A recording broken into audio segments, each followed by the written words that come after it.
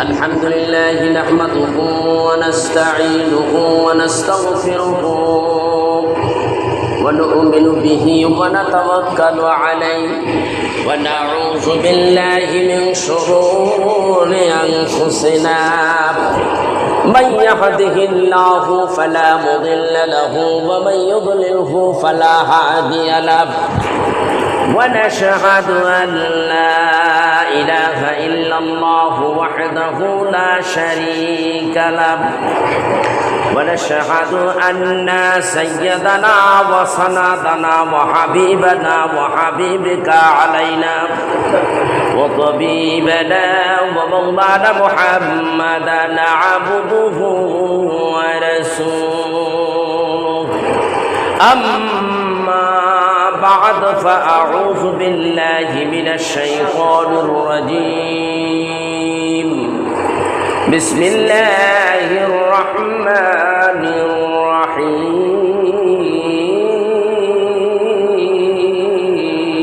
الرحيم وما خلقت الجن والإنس إلا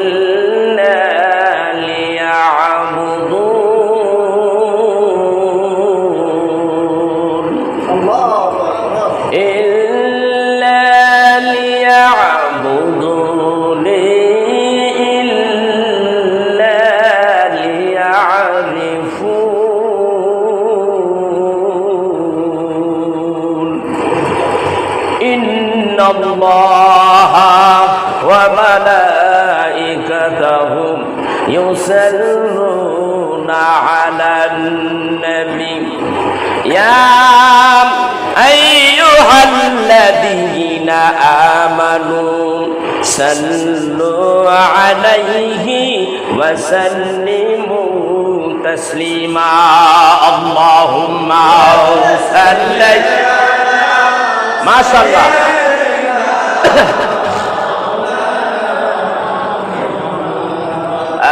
وعلى آله سيدنا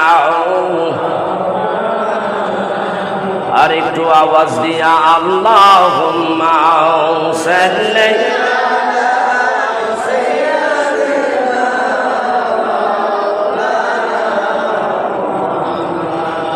وعلى آله سيدنا জিবরাইল আসিয়া বলেন ওগো নবীজি আর কাঁদবেন না আপনারই কান্না আল্লাহ তাআলা সইতে যে আর পারেন না আল্লাহুম্মা সাল্লি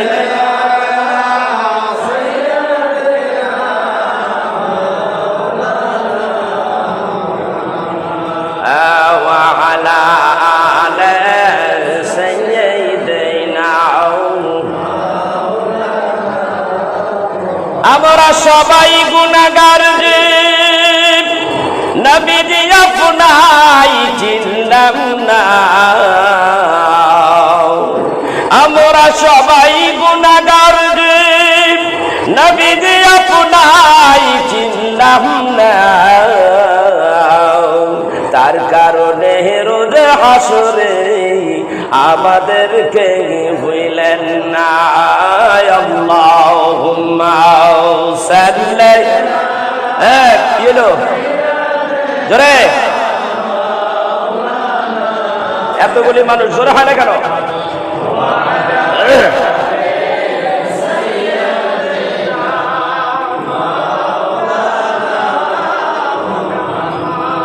আমার নূর নবীজি নাই আসিলেন আল্লাহকে কেউ চিনতাম না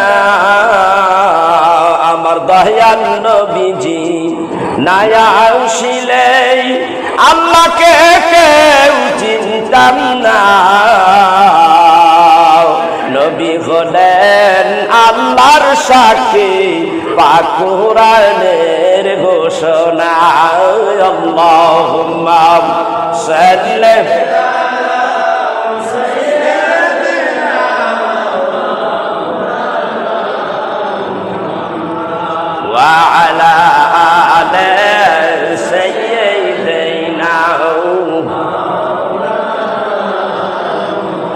তোমার ডানে মাটি বামে এই মাটি, এই মাটি হবে বিছানা।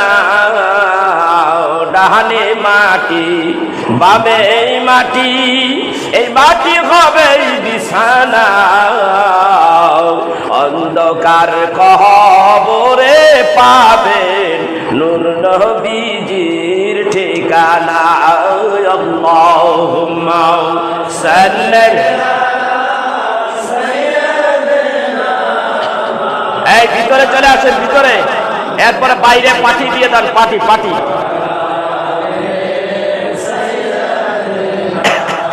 মাওলানা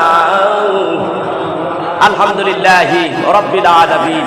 আল্লাহর দরবারে শুকরিয়া আদায় করি যে আল্লাহ তাবারক ওয়া তাআলা এমন একটা দিন যেটা সপ্তাহের শ্রেষ্ঠ দিন বলা হয়েছে হাদিস শরীফে, পবিত্র জুমার দিন, তাও আবার একটা দরবার শরীফে বিভিন্ন জেলার থেকে আগত, যিনি এখানে ঘুমিয়ে আছেন আল্লাহর ওলি, ওনার হাতে ধরা মুরিদ সন্তান, তার একেবারে নিকটবর্তী বাইতুল নূর জামে মসজিদে আপনারা আমরা সহকারে সবাই একত্রিত হয়ে এই পবিত্র জুমার দিনে জুমার নামাজ আদায় করার যে আল্লাহ তৌফিক দিয়েছেন, আল্লাহ যে আমাদেরকে সুযোগ করে দিয়েছেন, সেই জন্য একটু শুকরিয়া আদায় করার দরকার আছে না?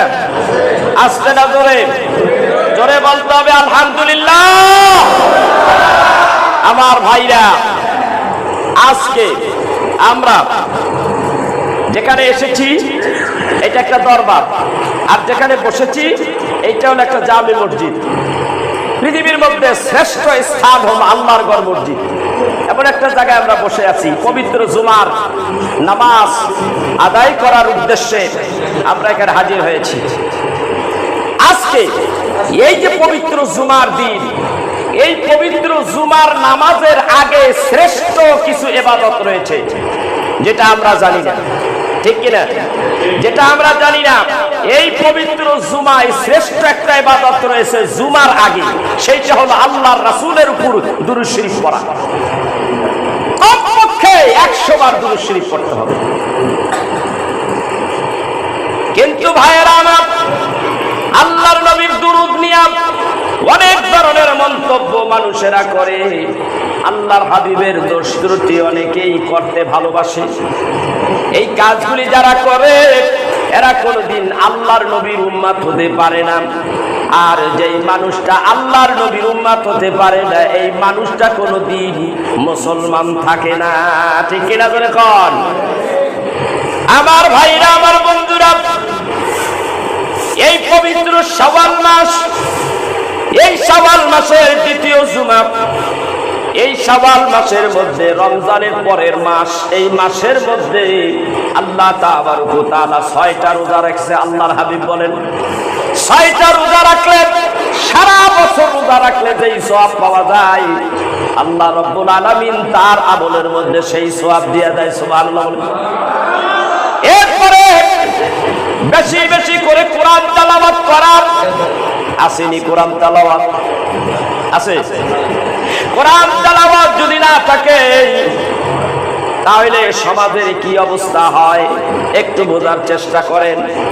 আপনি যদি আপনার পিতাকে পাইলেন, আপনার আব্বাকে যদি আপনি আব্বা আব্বা বলে না ডাকেন, কয়েক বছর পার হয়ে গেল, আব্বা আব্বা না ডাকতে ডাকতে কয় বছর, কয়েক বছর পার হয়ে গেল, তাইলে বোঝা যায় আব্বা ছেলে আর সন্তান পিতা পুত্রের মধ্যে ভালোবাসা থাকে কি? জবাব দেন, থাকে? থাকে না। তাহলে ইসলামের পথে চলতে যাইয়া আমাদের প্রধান সংবিধান হলো কোরআনুল কারীম, তারপর হাদিস শরীফ, তারপরে হলো ইজমা, তারপরে হলো কিয়াস। এই দলিল আরবা 4টা। তার প্রথমেই হলো পবিত্র কোরআনুল কারীম। এই কোরআনুল কারীম আমরা যদি কোরআন থেকে দূরে সরে যাই, কোরআন আমাদেরকে ভুলে যাবে। কোরআন যদি তেলাওয়াত না করি কোরআন আমাদেরকে ভুলে যাবে। কোরআন যদি আমরা হাত দিয়ে না ছুঁই এই কোরআন ঘরের মধ্যে থাকবে আর আপনার অভিশাপ দেবে। ঠিক না ঠিক? এই কোরআন এমন একটা গ্রন্থ পৃথিবীর মধ্যেই সবচাইতে শ্রেষ্ঠ ধর্ম পেয়েছি আমরা। যখন কারা? পৃথিবীর মধ্যে শ্রেষ্ঠ ধর্ম, পৃথিবীর মধ্যে শ্রেষ্ঠ জাতি হইলাম মুসলমান জাতি। কথা ঠিক কিনা? আমি একটু ক্লিয়ার করে আপনাদের বলতে চাই, আল্লাহ তাআলা এমন একটা ধর্মগ্রন্থ দিয়েছেন, ধর্ম আছে যদি সংবিধান না থাকে এই ধর্মের দাম আছে নাকি? ধর্ম আছে, সংবিধানের যেই গ্রন্থ রয়েছে এই গ্রন্থের মধ্যে যদি ভুল ভ্রান্তি থাকে আর মানুষের মন গড়া কথাগুলি যদি কোরআনের বা কোনো ধর্মের গ্রন্থের মধ্যে ঢুকাইয়া দেয় তাইলে ওই ধর্ম আর থাকে নাকি? কথা কয় না কেন? আর থাকে না। ধর্ম আর ধর্ম নাই, অধর্ম হয়ে যায়। যেমন ইহুদি জাতিরা এদের ধর্মগ্রন্থগুলি বিকৃত করে ফেলেছে, নাসারারা অন্য অন্য ধর্মের মানুষগুলি কি করেছে? তাদের ধর্মের গ্রন্থগুলি বিকৃত করে ফেলেছে, যার কারণে এদের ধর্মের কোনো দাম নাই। আছে? কথা কয় না?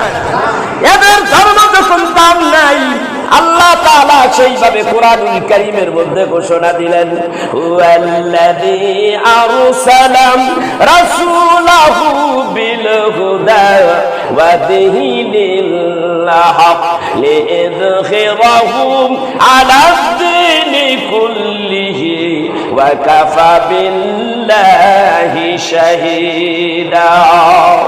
মুহাম্মাদুর রাসূলুল্লাহ।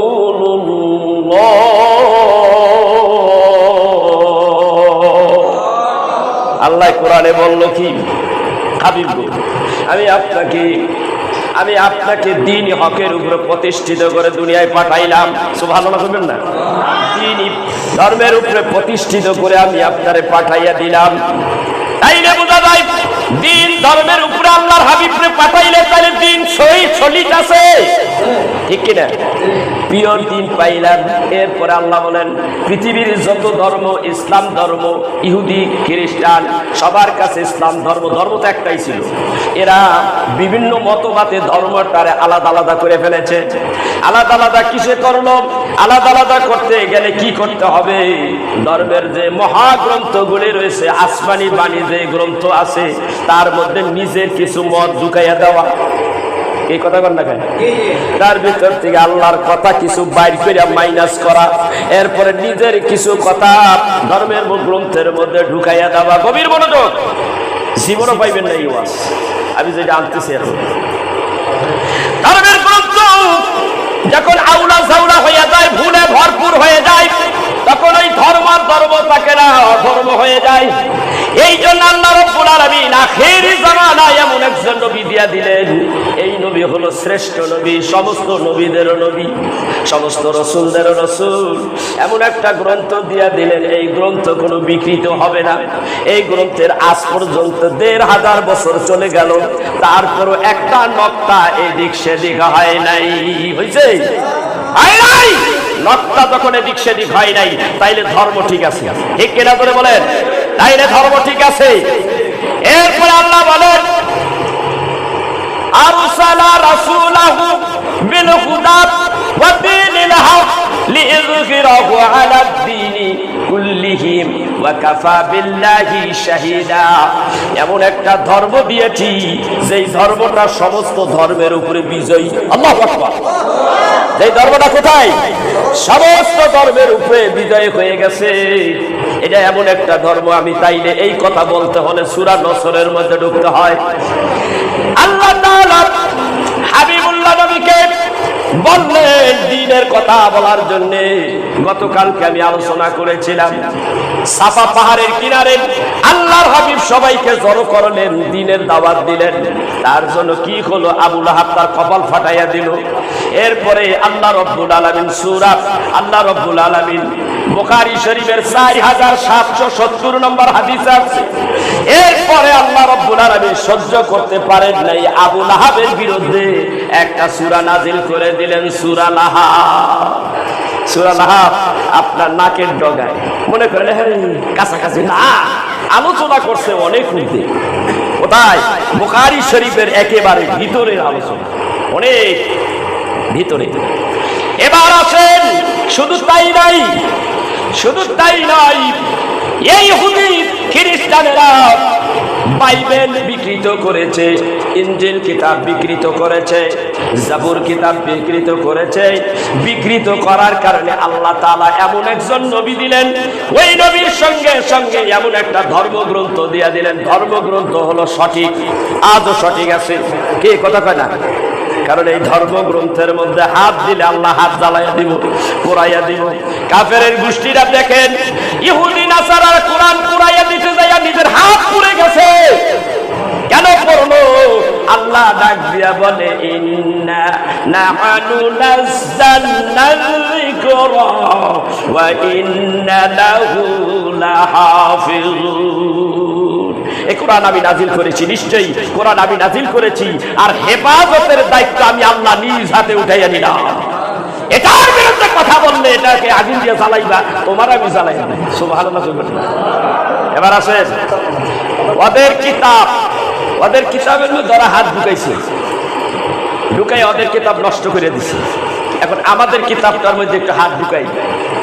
হযরতে বাদশাহ মামুনুর রশিদ তাফসীরের কিতাবে আছে, বাদশাহ মামুনুর রশিদ দিল্লির ভিতরে বিশাল একটা কনফারেন্স, মনে রাখেন, এই কনফারেন্সের মধ্যে সমস্ত ধর্মের লোকেরা এখানে আইসা বক্তব্য দিচ্ছে। হযরতে মামুনুর রশিদ বক্তব্য দেবেন। এক ব্যক্তিকে বললেন, তার বক্তব্য শেষ। লিডারেরা বক্তব্য দিলে অনেক সময় খাওয়া দাওয়া বা কোন একটা জায়গায় বসলে তারা একটু মুখামুখি হয় কিনা। এমন সময় তাকে বললেন, বাবা আপনি তো অমুক দেশের থেকে আসছেন, আপনি ইসলাম ধর্মটা গ্রহণ করেন। কেন ইসলাম গ্রহণ করব? বলে ইসলাম ধর্ম গ্রহণ করবেন, এই ধর্মই সঠিক। এর ছাড়াও আরো ধর্ম আছে, কি ইহুদি, নাসারা, বৌদ্ধ, তারপরে আপনার কি বলে হিন্দু, তারপরে হিব্রু, এই জাতীয় অনেক ধরনের ধর্ম রয়েছে। আমাদের ধর্ম তো অনেক ভালো, আমরা তো ইহুদি, আমাদের ধর্ম অনেক ভালো। আমার ভাইরা, আমার বন্ধুরা, এই কথা বলার পরে হযরতে মামুনুর রশিদ বললেন, তাহলে আমার কথাগুলো একটু বিবেচনা করে রাখবেন। এ কথা বলার পরে তারা দুইজনে দুই দিকে চলে গেলেন। পরের বছরে দেখা গেল আবার কনফারেন্সের মধ্যে হাজির হলো। তাকে যে দাওয়াত দেওয়া হলো, যেই খ্রিস্টান, যেই ইহুদিরে, ওই ইহুদি এইবার মঞ্চের মধ্যে দাঁড়াইয়া বলেন, আলহামদুলিল্লাহি রাব্বিল আলামিন আর রহমানির রহিম। কোরআন তেলাওয়াত করতে করতে এমন একটা জায়গায় চলে গেছে, সেই জায়গাটা হলো ওয়াহাদাল্লাহি কাসদুস সাবিলি ওয়া বিনহাজাইরুন ওয়া লারশা আল হাদাকুম আজমাইন।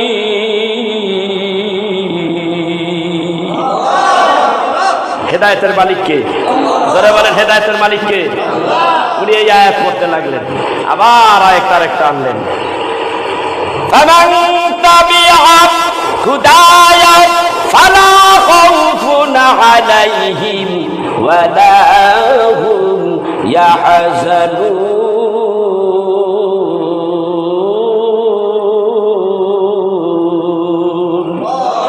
কোনো ভয় নাই, কোনো চিন্তা নাই, যদি এই ধর্মগ্রন্থ তুমি যদি মেনে নিতে পারো, এই ধর্মগ্রন্থ যদি মেনে নিতে পারো, এর আইন যদি মেনে নিতে পারো, কোনো ভয় নাই।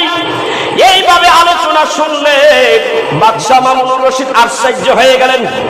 হায় রে হায়, গত 1 বছর আগে আমি ওনার দাওয়াত দিয়েছি ইসলামের, উনি তো কবুল করলো না, উল্টা আমার কতগুলি কথা শুনাইয়া দিলেন। এই কথা শুনাইয়া দেওয়ার পরে আজকে 1 বছর পরে আবার এক জায়গায় হইলেন। এখন সে যেই কথা বলতে আছে তাতে বোঝা যায় কি মুসলমান না খ্রিস্টান?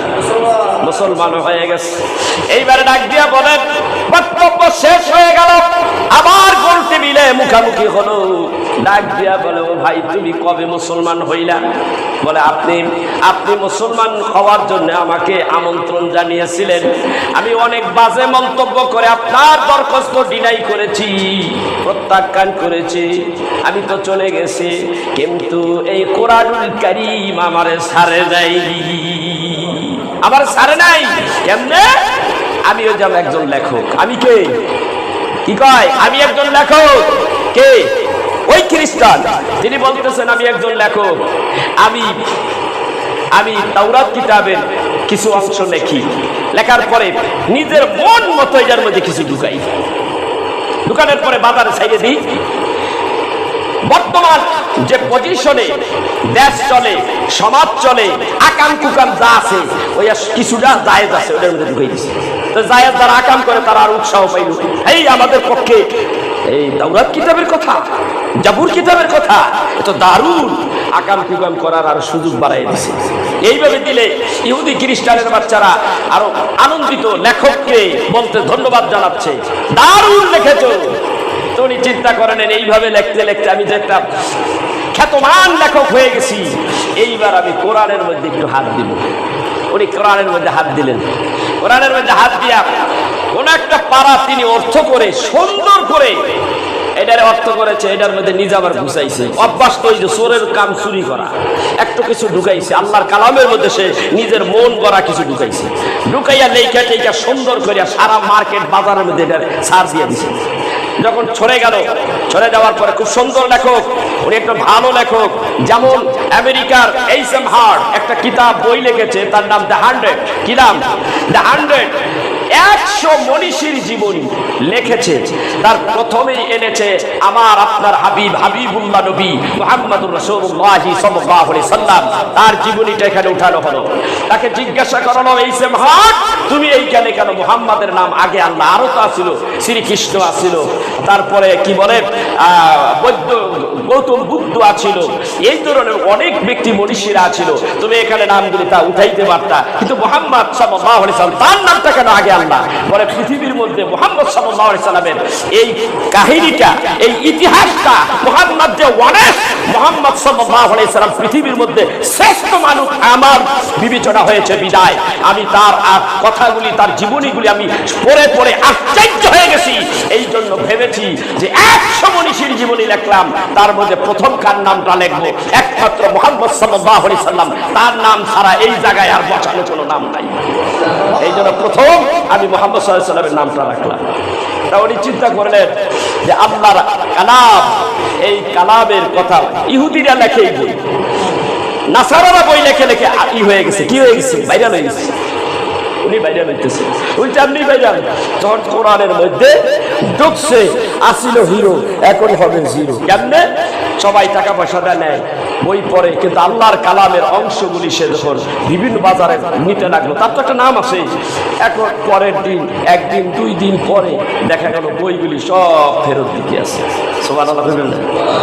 আল্লাহর কালামের যে অর্থগুলি লেখছে, এই অর্থগুলির মধ্যে নিজে গুছিয়ে দিছে। মুসলমানই তো কালাম কি কিনবে? কোরআনের এই অংশটা মুসলমানরা কিনলো, বাজার থেকে ওনার লেখা ভালো কিনলো, কি না কয়েকদিন পর পর সব টাকা দাও ফেরত, সব ফেরত দিচ্ছে। তো সব ফেরত দিচ্ছে। এখন ডাক দিয়া বলতেছে, ভাই আমি যে এত টাকা পয়সা দিয়ে বইটা ছাপাইলাম, এত সুন্দরভাবে বিক্রি হইল, কিন্তু যত দ্রুত গতিতে বিক্রি হলো তার চাইতে দ্রুত গতিতে আমার বইটা আমার কাছে ফেরত আসলো।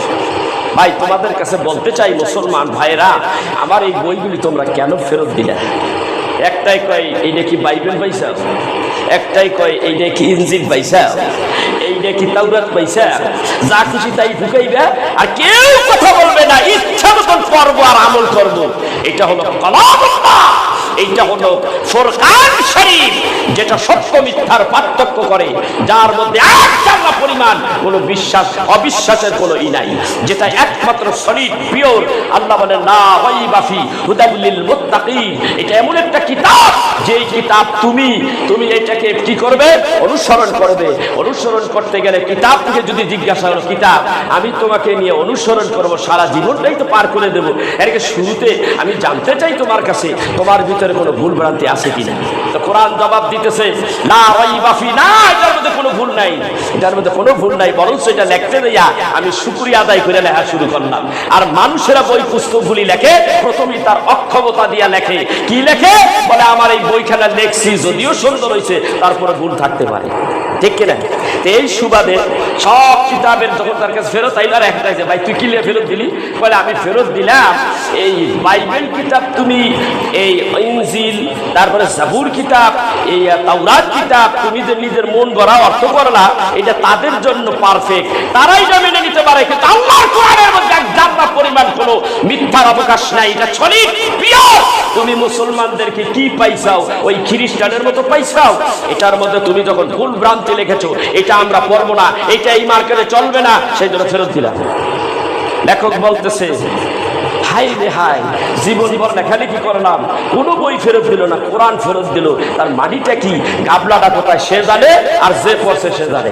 ও যে কোরআন্তর কোরআনের কোন অংশ সরাইছে, সরাইয়া ভিতরে কি মানলো এটা তো ও জানে, আর যারা পড়ছে তারা জানে। ও জানে যে আমি ভুল করছি, আর যারা পড়ছে আরে মহাভুল করছে লেখক। এই কথাটা চিন্তা করে চলছে, চিন্তা করলো খাইছে রে খাইছে। এই মুসলমানদের কিতাব একমাত্র সলিড কিতাব, এর মধ্যে কোনো ভুল ভ্রান্তি নাই। অতএব এই ধর্ম মুসলমানের, এই ধর্ম সলিড। অতএব আমি পড়ে নিলাম লা ইলাহা ইল্লাল্লাহু মুহাম্মাদুর রাসূলুল্লাহ সাল্লাল্লাহু আলাইহি সাল্লাম।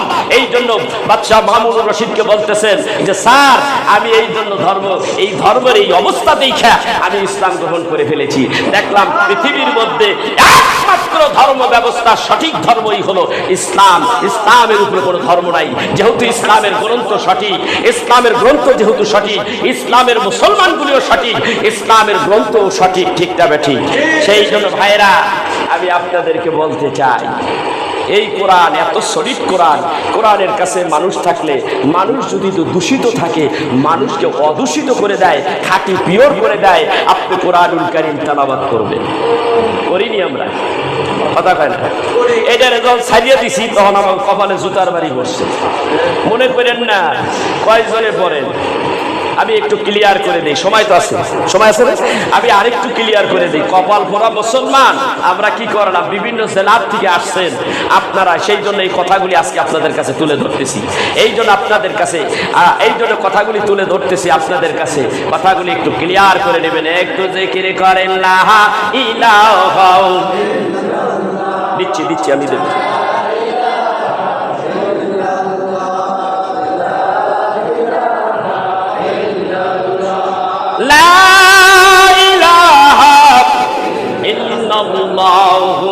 মুহাম্মাদুর রাসূলুল্লাহ সাল্লাল্লাহু আলাইহি সাল্লাম। এ আমার ভাইরা, আল্লাহ তাআলা যখন ঘোষণা করলেন হাবিব গো কোরআন থেকে বলুন, কোরআনের কথা শোনাইয়া দেন। কোরআনের কথা যখন শোনাইয়া দেয় আবু জাহেল মনে করতে লাগলো এই কোরআনের কথা শুনলে আমার দল তো নষ্ট হয়ে যাবে, আমার দলের লোকগুলি ওই দলে যাইব। জানোয়ারের চিন্তা যত খারাপ, ঠিক কিনা ধরে করে, আমার দলের মানুষ কমে যাবে, এই দলের মানুষগুলি সব মুহাম্মাদের দলে চলে যাবে। বিষয়টা তেরুম না, বিষয়টা হলো সত্য কথা, সত্য আসছে, সত্যর বাণী প্রচার করে দেওয়া হবে। এই তো কথা আল্লাহ বলেন কদ জাআকুম মিনাল্লাহি নূরুন ওয়া কিতাবুম মুবিন।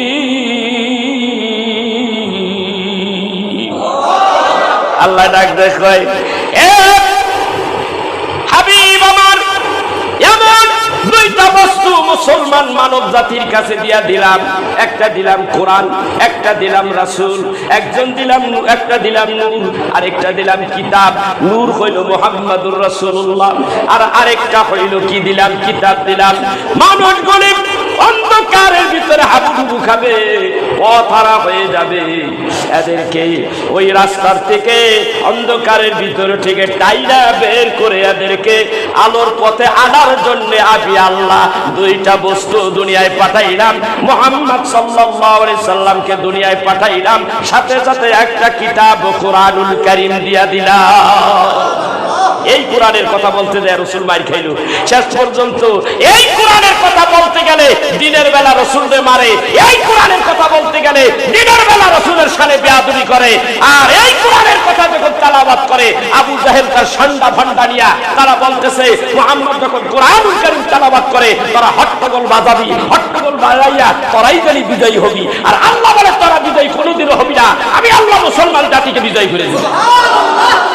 এই সেই কিতাব, এই কিতাবের এখন এই কিতাব এমন একটা জিনিস ভাই, সত্যটা যত জামা দেন আর মিথ্যাটারে ঠেলা দিয়ে যত উড়াইতে চান কোনোদিনও ওঠে না। এই ইতিহাস নাই। সত্যটা নিচে থাকলে ওইটা ধাপ ধাপ করে উপরে উঠে যায়, ঠিক কিনা ধরে কয়। সত্য কেমনে ওঠে একটু বোঝেন। দিনের বেলা বিরোধিতা করে, রাইতের বেলা কোরআন তেলাওয়াত করে। আল্লাহর হাবিব কোথায়? বাইতুল্লাহ শরীফে। আমি নিজে ওই জায়গা দেখেছি, যেই জায়গায় রাসূল বসে কোরআন তেলাওয়াত করতেন ওই জায়গায় দাঁড়িয়ে দাঁড়িয়ে আমি বহুতবার কেঁদেছি। ওখানে দাঁড়ায় দেখি ওখানে কোরআন তেলাওয়াত করে। আবু জাহেল রাইতের বেলা কথা তো আমার ঘরে তো আমার মন থেকে না। আবু জাহেল বেরিয়ে গেছে ঘরে, আবু লাহাব বেরিয়েছে, উদ্বার বেরিয়েছে, তারপর আবু সুফিয়ান বেরিয়েছে। এই সূরারা কাবাগর তো এখন এরূপ তো ছিল না, একেবারে মাঠের মতো এক পথ দিয়ে আবু জাহেল পূর্ব দিকে একটু জাবালে কুবাইস পাহাড়ের ওই যাত কোনাকুনি আহে, আবু সুফিয়ানের বাড়ি এই দিক দিয়ে আহে। আবার দেখা যায় ওমর আসতেছে আরেক পথ দিয়া আইতে আইতে, কিন্তু কাবাগরের কাজ তো একটা, মুক্ত একটা। ওই জায়গায় যখন আইয়া দেখে কিরে তুমি হেরে খেয়ে, এই তুমি হেরে খেয়ে, ওকে তুমি হেরে খেয়ে। কয় ভাই এই যে কোরআন তেলাওয়াত করে ভালো লাগে না, দিমু তো কইছি। এই যে কোরআন তেলাওয়াত করে, এই কোরআন তেলাওয়াত করলে দিনের বেলা বিরোধিতা করি, কিন্তু রাতের বেলা তেলাওয়াত করলে আল্লাহ হাবিব তেলাওয়াত করে আমরা ঘরে থাকতে পারি না। এলে সোরের গোষ্ঠীরা এইভাবে কোরআন তেলাওয়াত শোনে, তাইলে বোঝা গেল যে আল্লাহ রাসূলের ধর্ম, আল্লাহ রাসূল সত্য কিনা। এটা দিয়ে কি প্রমাণ হইল? রাইতে ঠিক মাইনে নিল, দিনের বেলা অঠিক মানে, ঠিক কিনা ধরে কয়। হে জাতিরা, আমরা কিন্তু বুঝতে পারি নাই আল্লাহর হাবিব এইভাবে মানব জাতির আত্মা জয় করে ফেলেছে এই কোরআন তেলাওয়াত করে। শুধু এইটাই নাই, আমি কোরআনুল কারীম থেকে খুতবার ভিতরে তেলাওয়াত করেছি ওয়া মা খালাকতুল জিন্না ওয়াল ইনসা ইল্লা লিয়াবুদুন। আমি মানুষ আর জিন জাতি সৃষ্টি করেছি একমাত্র কি করার জন্য? আল্লাহর ইবাদত করার জন্য। ও নবী, আমি মানব জাতি সৃষ্টি করেছি, জিন জাতি সৃষ্টি করেছি। আর শুধু জিন জাতি, মানব জাতি, আপনি হলেন জিনের নবী, আপনি হলেন মানুষের নবী, আপনি হলেন 18,000 মাখলুকের নবী।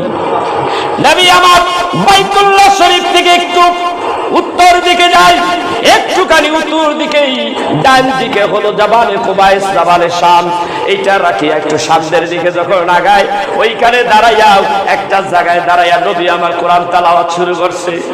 কোরআন তেলাওয়াত করলে এমন সময় জিন জাতি ওইখানে আইসা পড়লো। জিন জাতি আইসা ওইখানে বসে বসে কোরআন তেলাওয়াত শুনতে লাগলো। আল্লাহর হাবিব বুঝতে পেরেছে এইখানে জিন আইসা গেছে। আমি বললাম নবী ডাক দাও, দুইটা পর্যন্ত কত একটা ওনার 15 মিনিট, একটা তো বাজে না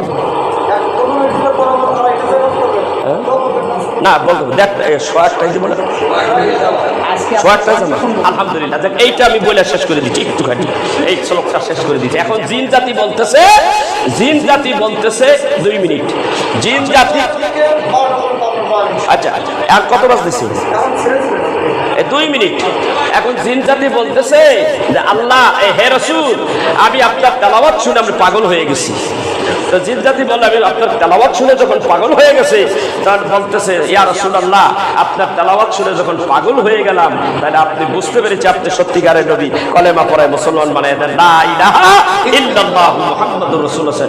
জিন জাতি ওখানে কেউ বলছে 9 জন, কেউ বলে 1 জন, কেউ বলে 11 জন, ওখানে এসে কলেমা পড়ে নিলেন। কলেমা পড়ে এবার বললেন হুজুর আমাদেরকে দিন সম্পর্কে কিছু তালকিন দেন। তালকিন দেওয়া হলো তাদের ধর্মের সেই কি বলে তাদের গোত্র গোষ্ঠীর কাছে নিয়ে সে বলতে লাগলো। কি বলতে লাগলো? সে যা বলতে লাগলো আল্লাহ কোরআনে তা উঠিয়ে দিলেন, ইন্না সামি'না কুরআনান আজাবা।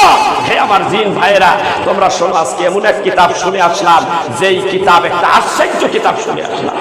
ভাইয়েরা আমার, এই কোরআনের কথাই বলতেছিলাম, জিন জাতি পাগল, কাফেরেরা পাগল, আমরা মুসলমান কি হইলাম?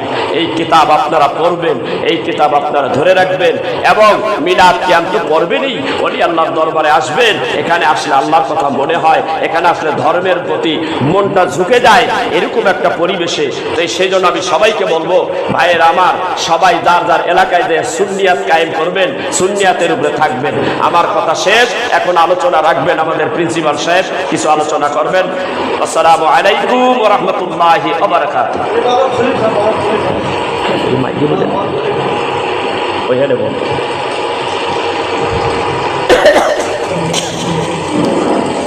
আসসালামু আলাইকুম ওয়া রাহমাতুল্লাহ।